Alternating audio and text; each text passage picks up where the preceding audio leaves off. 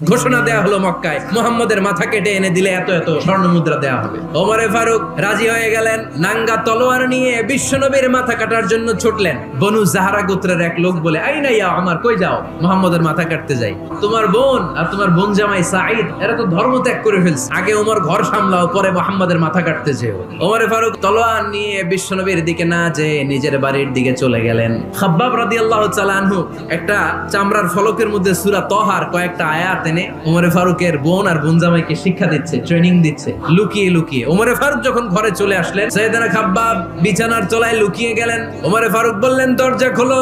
ফাতেমা বিনতে খাত্তাব দরজা খোলার পরে নির্মম ভাবে সাইয়েদনা ওমর রাদিয়াল্লাহু তাআলা আনহু বোনের গায়ে আঘাত শুরু করে দিল।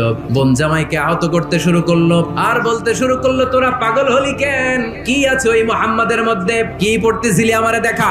ওমরে ফারুক এবার চামড়ার কাপড়ের মধ্যে সূরা তহা পড়ার পরে আর ধৈর্য ধারণ করতে পারে না।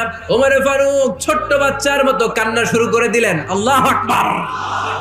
সূরা তহাটা হাতে নিয়ে, তলোয়ারটা হাতে নিয়ে বিশ্বনবীর দিকে ছুটতে আরম্ভ করলেন। ওমরে ফারুক এসে বললেন, আশহাদু আল্লা ইলাহা ইল্লাল্লাহ ওয়া আশহাদু আন্না মুহাম্মাদান আবদুহু ওয়া রাসূলুহু। ওমরে ফারুক যখন কালিমা শাহাদা পড়ে মুসলমান হয়ে বিশ্বনবীর হাতে হাত রাখলেন, মুসলিম সাহাবীদের মধ্যে খুশি আর আনন্দের বন্যা বয়ে গেল।